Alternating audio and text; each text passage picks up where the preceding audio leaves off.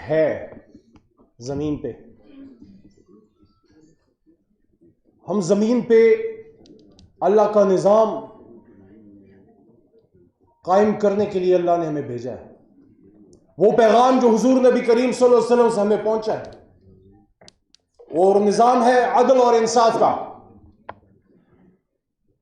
اگر آپ اس کائنات پہ نظر ڈالیں تو سوائے انسان کے اور اس کے اعمال کے،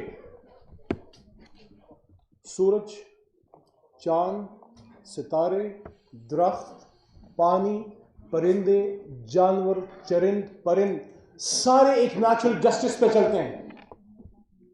جنگل کا بھی ایک قانون ہوتا ہے.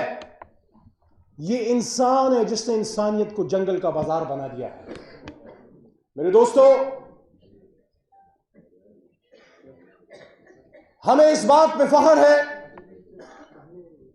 کہ ہمارا تعلق اس کمیونٹی سے ہے جس نے یہ ملک بنایا. جس وجہ سے میں وکالت میں آیا، میں سائنس کا اسٹوڈنٹ تھا، انجینئر تھا، سائنس کی تعلیم تھی. وہ ایک وجہ تھی کہ مجھے ایسا لگا 27 سال کی عمر میں کہ جب میں انجینئرنگ کر رہا تھا، فیلڈ میں تھا، مجھے ایسے لگا کہ ملک کے لیے روڈ اور برج بنانا ضروری ہے. I was a civil engineer. لیکن جو ظلم ہے، جو کرپشن ہے، جب تک اس کا راستہ نہیں روکا جاتا، یہ ملک ٹھیک نہیں ہو سکتا. دوستو، میں اللہ کا احسان مانتا ہوں کہ 27 یا 28 سال کی عمر میں یہ خیال میرے ذہن میں آیا، اور پھر یہ سوچا کہ دو راستے ہیں. یا تو طاقت کے زور سے بزور شمشیر آپ نے ٹھیک کرنا ہے، یا پھر قلم اٹھا کے قائد اعظم کی طرح حق کی راہ میں نکلنا ہے. پوری پاکستانی قوم کو اس میں فخر ہونا چاہیے کہ اللہ نے جس کام پہ قسم اٹھائی ہے، حضور صلی اللہ علیہ وسلم نے جن لوگوں سے محبت کا اظہار کیا ہے، اس ملک کو بنانے والا اس پیشے سے تعلق رکھتا ہے. کیونکہ ہمیں جو اللہ کی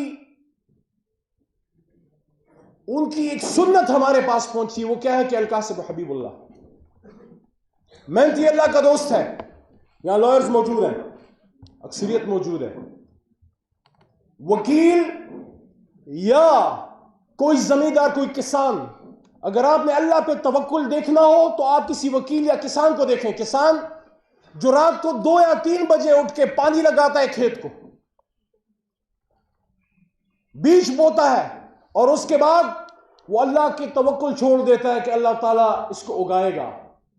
اور وکیل جب گھر سے نکلتا ہے کچہری میں، سردار کھوسا صاحب بیٹھے ہیں، اس اسٹیج تک پہنچنے میں بڑا وقت لگتا ہے. آپ کو کچہری میں وکلاء کے بیچ میں بیٹھ کے اس ایک موکل کا انتظار کرنا پڑتا ہے، اس کی درخواست لکھ کے ضمانت کی آپ اپنی کیریئر کی ابتدا کرتے ہیں. تو دوستو، محمد علی جناح نے یہ ملک بنایا، قلم کی طاقت سے بنایا، اور دنیا کو یہ میسج دیا کہ ہم نے ایک ایسا ملک بنانا ہے جس میں انصاف ہوگا. ورنہ نماز ہم متحدہ ہندوستان میں پڑھ رہے تھے، روٹی ہمیں روزی مل رہی تھی، ہم کوئی ایسا نہیں تھا کہ ہمارے بدن سے کوئی کپڑا کھینچ رہا تھا، لیکن ہم اپنی من مرضی کے مطابق اللہ کے حکم سے نظام مملکت، امور سلطنت نہیں چلا سکتے تھے. اور یہاں وہ بات آتی ہے کہ وَإِذْ قَالَ رَبُّكَ لِلْمَلَائِكَةِ إِنِّي جَاعِلٌ فِي الْأَرْضِ خلیفہ غلام نہیں ہوگا. اللہ اور اس کے رسول کے ماننے والے انگریز کے غلام یا امریکہ کے غلام نہیں ہو سکتے. یہ وہ میسج ہے جو عمران خان نے دیا کہ ایبسولوٹلی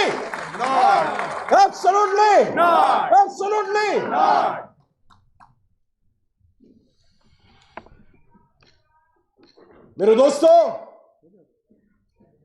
اگر ہم مسلمان ہیں، ہماری ذمہ داری ہے کہ اپنے ہاتھ کے نیچے جتنے بھی ہمارے ہاتھ کا مال ہے وہاں انصاف قائم کریں. اور بحیثیت مسلمان، اگر میں پاکستان کا صدر ہوں، وزیر اعظم ہوں، کوئی اور بڑا عہدہ ہو، میرے سے نہ صرف پاکستان بلکہ اقوام عالم کے مسلمان کا پوچھا جائے گا. کیونکہ صرف ہم نے ایک خطہ زمین حاصل نہیں کیا تھا، یہ ایک سوچ تھی. جب ہم کہتے ہیں کہ پاکستان کا مطلب کیا، لا الہ الا اللہ، تو پھر آپ کے دل میں درد اٹھنا چاہیے. جب فلسطین میں لوگوں کے سروں کے اوپر ٹینک گزرتے ہیں، جب کشمیر میں عصمت ریزی ہوتی ہے، آپ کا دل دکھنا چاہیے. تو یہ کیسے ہو سکتا ہے کہ میں تو محفوظ رہوں لیکن میرے ملک میں اڈے ہو جہاں سے جہاز اڑ کے میرے پڑوس میں میرے مسلمان برادری افغانستان کے اوپر بم گرائیں رہے؟ تو پھر چاہے اقتدار بھی جائے پھر ایبسلیوٹلی ناٹ ہوگا. میرے دوستو، عمران خان صاحب سے میں نے ایک بہت بڑے عالم کی موجودگی میں یہ بات کی، اور آج لیڈرشپ بھی موجود ہے، آپ کے بھی نالج میں یہ بات آ جائے. میں نے چیئرمین کو کہا خان صاحب ایبسلیوٹلی ناٹ بھی ایک ریزن ہے، لیکن میرے خیال میں اس سے بڑی وجہ ایک اور ہے، اور وہ یہ ہے 75 سال سے اس ملک میں ایک نظام نہیں چلنے دیا جاتا، وہ ہے انصاف کا، وہ ہے قرآن کا. سن 42 میں جب قائد اعظم نے فرمایا کہ ہم سے اکثر لوگ پوچھتے ہیں کہ آپ جس پاکستان کی بات کرتے ہیں آل انڈیا مسلم اسٹوڈنٹ فیڈریشن، اس پاکستان کا نظام حکومت کیا ہوگا؟ تو قائد نے فرمایا کہ میں کون ہوتا ہوں اس کا فیصلہ کرنے والا. اس کا فیصلہ تو 1400 سال پہلے قرآن میں ہو چکا. قرآن ہماری رہنمائی کے لیے تا قیامت موجود رہے گا. تو جو قرآن کی بات کرے گا، جو شریعت کی بات کرے گا، جو حرمت رسول صلی اللہ علیہ وآلہ وسلم کی بات کرے گا، جو امت مسلمہ کو کھٹا کرنے کی بات کرے گا، یا پھانسی چڑھایا جائے گا، یا جیل میں ڈالا جائے گا، یا اس کو گولیاں ماری جائیں گی.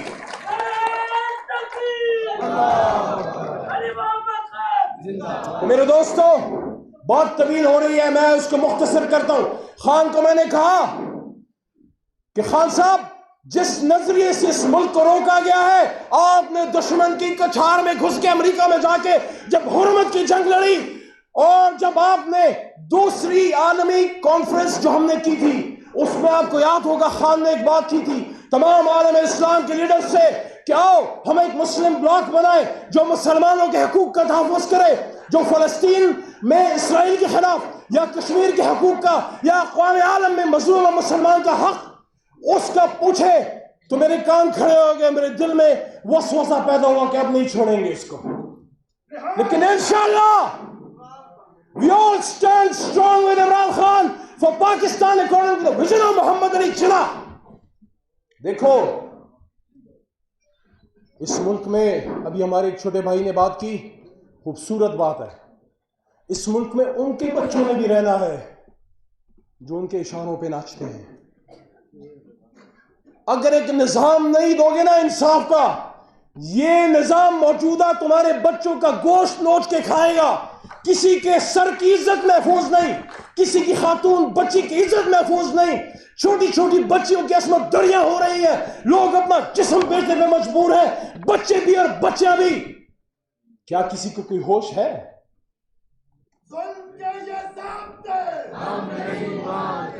یہ کیسا انصاف کا نظام ہے؟ یہ کیسا اسلام پہ مبنی ملک ہے کہ جب 70 سال سے ظلم ہوتا رہا کچھ نہ ہوا، لیکن جب ایک شخص اٹھا اور اس نے اس نظام کو چیلنج کیا تو ان سب نے مل کے اس کو پکڑ کے گولیاں مار کے جیل میں ڈال دیا. آج یہ لڑائی عمران خان کی نہیں ہے، وہ ایک انسان ہے 72-73 سال کا، چند سال زندگی ہوگی، پھر کل نفس ذائقۃ الموت. آپ نے فیصلہ کرنا ہے کتنے ٹیپو سلطان قربان کرنے. آخری بات، مزید کرنے ہیں یا آپ اس کے ساتھ چلنا ہے؟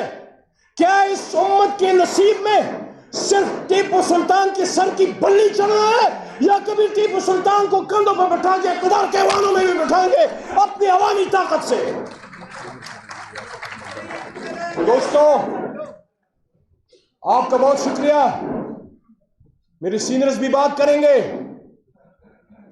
بس اتنا کہنا چاہتا ہوں، ایک وکیل اور ایک سیاسی کارکن نے پاکستان بنایا تھا، اور یہ سیاسی کارکنان اور یہ وکلاء کھڑے ہو گئے. یہ پاکستان کو وہ پاکستان بنائیں گے جو بات قائد نے سن 48 میں کی تھی. اور قائد کی سی بات پہ میں ختم کرتا ہوں. سبی دربار میں قائد اعظم نے فرمایا تھا کہ it is my firm belief. سبی دربار میں قائد نے جمیل بھائی فرمایا تھا کہ it is my firm belief that our true salvation lies in following the golden rules of conduct set for us by the great lawgiver of Islam, Muhammad sallallahu alaihi wasallam. Let us lay the foundation of democracy on true Islamic principles of social and economic justice. ساتھ کھڑے ہو, مضبوط کھڑے ہو, دل سے کھڑے ہو. خان کو چھوڑو گے تو نہیں, خان کو باہر نکالیں گے, انشاءاللہ نکالیں گے, واپس اس پارلیمان میں بٹھائیں گے اور اسد قیصر کو سپیکر بھی بنائیں گے انشاءاللہ. پاکستان